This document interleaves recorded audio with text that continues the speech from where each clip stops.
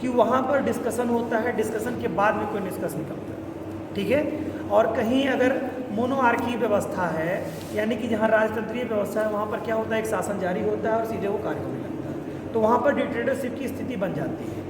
राजतंत्र में यही होता है। लेकिन अगर संसदीय शासन व्यवस्था होगी तो यानी बिना सहमति के, बिना सदन पे चर्चा हुए कुछ हो नहीं सकता, है ना। और सदन यानी कि बहुसंख्यक लोग, जब कोई सदन में अगर आप जाएंगे तो सरकार उसी की होती है जो बहुमत में होता है, यानी सदन में उस गवर्नमेंट का सरकार वही बना पाता है जो बहुमत में होता है। यानी कि एक तरह से कहिए कि सदन की सहमति पर होता है और उसमें भी लोग चर्चा करते हैं कि मतलब इस पर विचार विमर्श हो, विचार विमर्श के बाद कोई निष्कर्ष निकले। तो ये जो संरचना डेवलप कर रहे हैं कुछ लोग, तो कहीं ना कहीं वो ये चाह रहे हैं, जैसे मेंबर्स की संख्या बढ़ाते चले जा रहे हैं, आप देख रहे हैं, तो मेंबर्स की संख्या जब बढ़ेगी तो फिर आवाज़ उठेगी, और आवाज़ जब उठेगी तो फिर डिमांड एक तरह से कहिए पूरी भी होने की संभावना बनेगी। पहले तो आवाज़ उठेगी, आवाज़ उठने के बाद में ये कहिए कि संसदीय शासन व्यवस्था स्थापित आप अंग्रेज कर दे रहे हैं, तो फिर ये सोचें कि भाई ऐसा नहीं हो पाएगा कि मतलब उनकी बात ना सुनी जाए, पूरी तरह से डिक्टेटरशिप रहे, तो ये संभव नहीं है। इसके आपने आगे पढ़ा भी होगा 1935 के अधिनियम के तहत। देखिए 1937 में जो गवर्नमेंट इस्टेब्लिश होती है तो 1939 में क्या करती है, पूरी तरह से 8 राज्यों में क्या करते हैं, प्रांतों में सरकारें कांग्रेस ध्वस्त कर देती है और 8 इस्तीफा देती है सामूहिक रूप से, और कहती है कि मतलब सरकार को चलाने में सहयोग नहीं करेंगे। तो ये संसदीय शासन व्यवस्था जो यहाँ उपज रही है, इसका 1935 के अधिनियम के तहत 1937 में जो सरकार गठित होती है, और जब सरकार का विरोध करने की बात आती है तो 1939 के दौर में देखते हैं कि कांग्रेस की जिन जिन 8 राज्यों में प्रांतों में सरकारें रहती हैं वो सार्वजनिक रूप से इस्तीफा दे देते हैं। तो उससे क्या होता है कि अंग्रेजों को शासन संचालन करने में बड़ी कठिनाई आ जाती है। कारण क्या है, उस समय सेकंड वर्ल्ड वार स्टार्ट हो चुका होता है।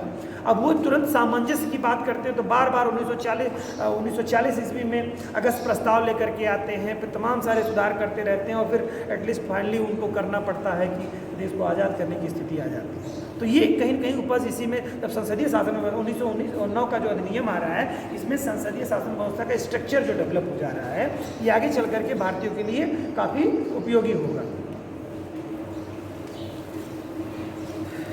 संसदीय शासन की संस्थाओं को स्थापित करने के पश्चात उत्तरदायी शासन की स्थापना को रोकना असंभव था। उत्तरदायी शासन की स्थापना को रोकना असंभव था। अप्रत्यक्ष निर्वाचन पद्धति और व्यवस्थापिका सभाओं के सदस्यों के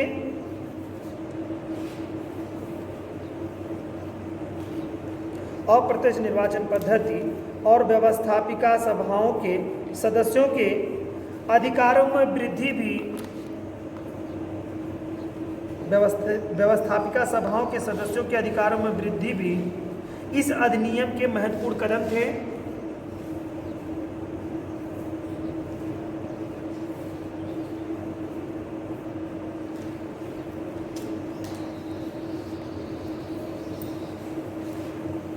इसी कारण 1909 के सुधार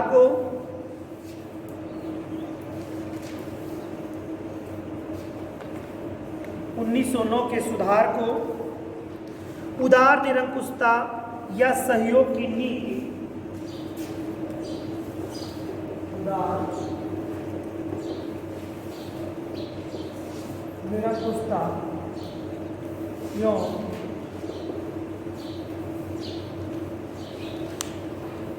सहयोग की नीति की चरम सीमा कहा गया। सहयोग की नीति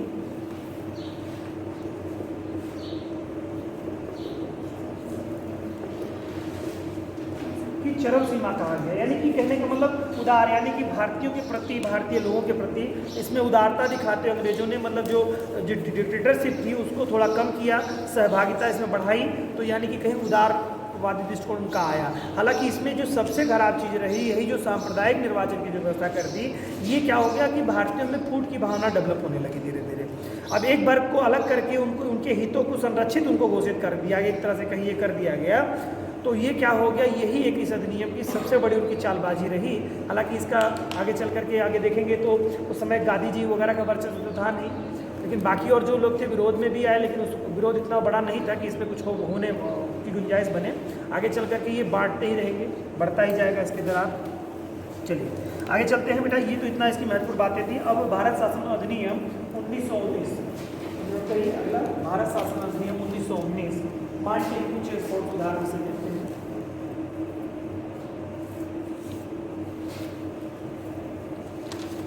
भारत सरकार अधिनियम या भारत शासन अधिनियम 1919 मॉन्टेग्यू चेम्सफोर्ड। मॉन्टेग्यू जो उस समय थे वो सचिव थे और चेम्सफोर्ड जो थे वो कौन थे? वायसराय। चलिए इसमें नोट करते हैं थोड़ा सा।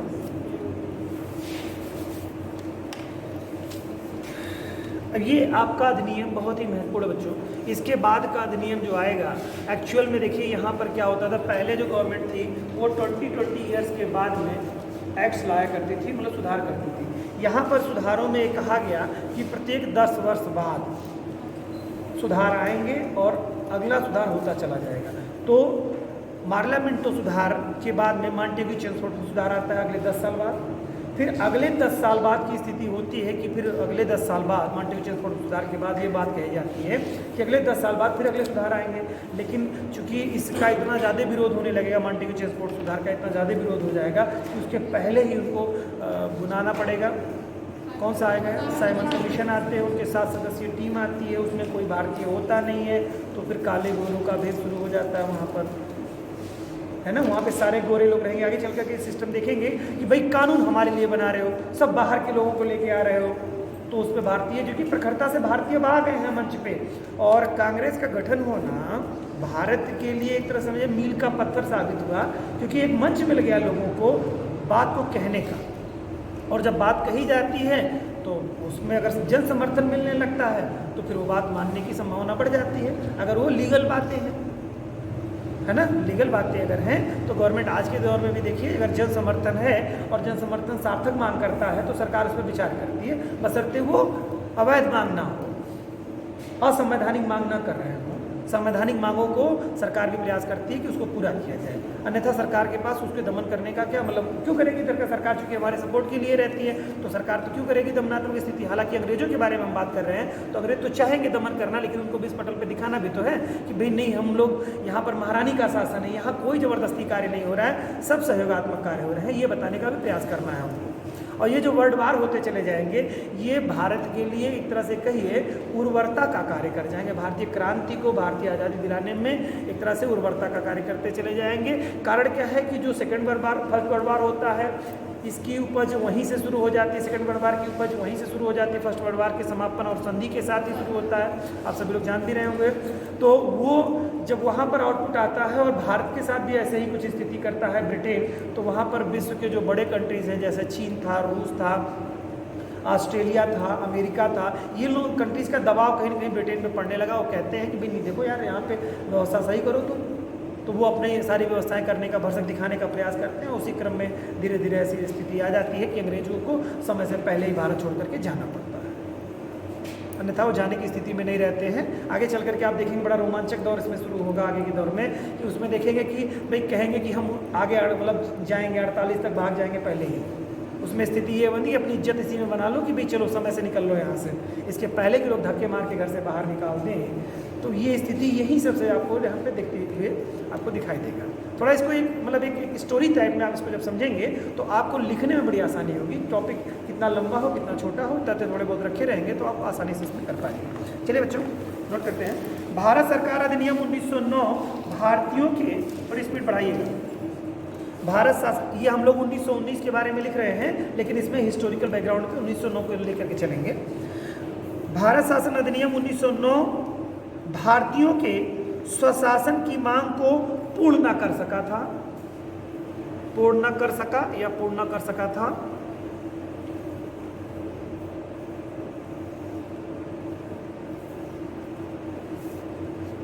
तथा सांप्रदायिक आधार पर मतदान प्रणाली की नीति से, सांप्रदायिक आधार पर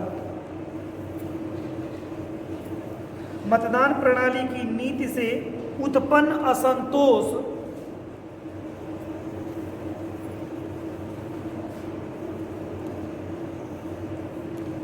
से उत्पन्न असंतोष 1916 में कांग्रेस तथा मुस्लिम लीग के मध्य समझौता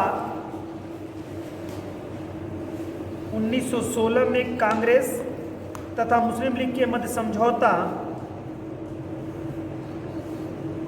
1916-17 में प्रकाशित मेसोपोटामिया आयोग की रिपोर्ट में 1916-17 में प्रकाशित मेसोपोटामिया आयोग की रिपोर्ट में अंग्रेजों को भारत में शासन करने में अक्षम बताया जाना, मेसोपोटामिया आयोग में अंग्रेजों को भारत में शासन करने के लिए अक्षम बताया जाना,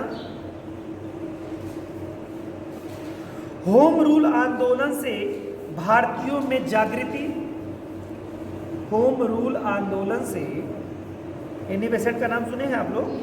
1916 तो होम रूल आंदोलन की शुरुआत हो गई है ना, यानी कि घर का कानून चाहिए,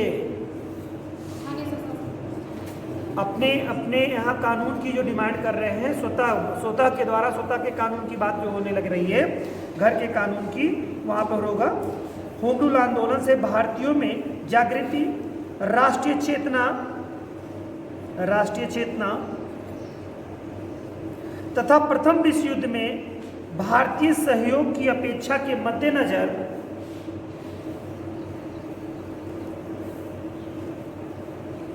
प्रथम विश्व युद्ध में भारतीयों के सहयोग की अपेक्षा के मद्देनजर या ध्यान में रखते हुए तत्कालीन सचिव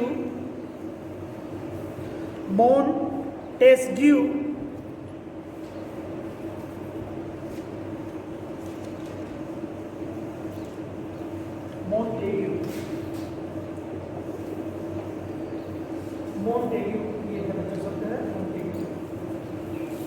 मोंटेग्यू सचिव थे, ने 20 अगस्त 1917 को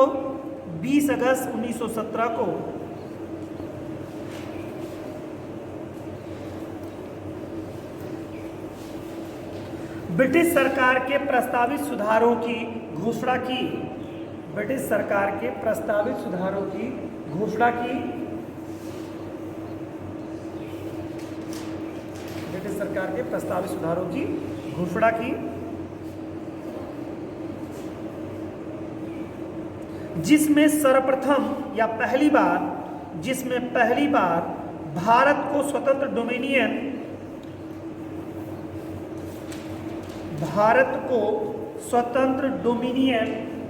डोमिनियन मतलब स्वशासन है ना, मतलब भारतीयों के द्वारा शासन की बात कही गई थी सबसे पहले। इसमें डोमिनियन इन ब्रैकेट लिख लीजिए, स्वशासन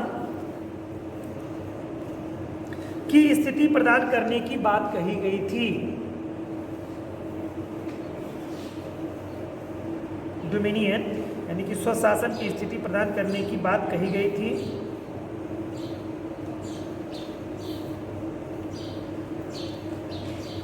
इसके बाद मोंटेग्यू भारत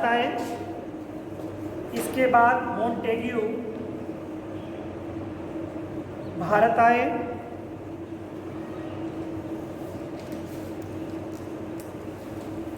और गवर्नर जनरल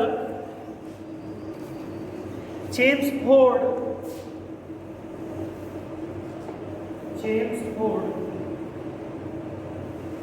क्या करेंगे? चर्चा करेंगे ना, आएंगे तो बातचीत करेंगे।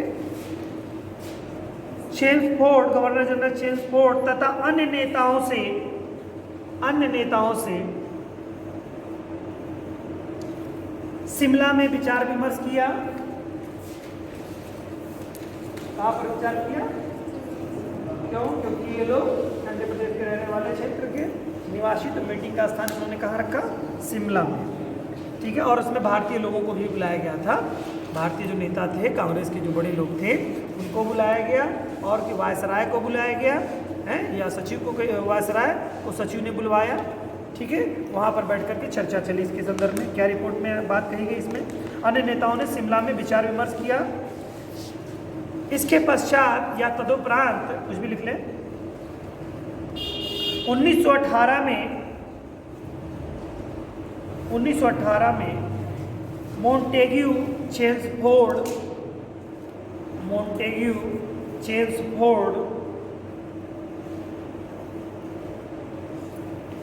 रिपोर्ट प्रकाशित की गई।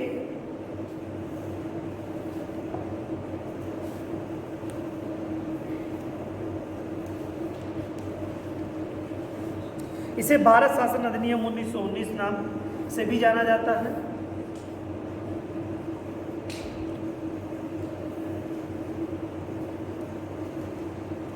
इसके प्रमुख प्रावधान निम्न थे।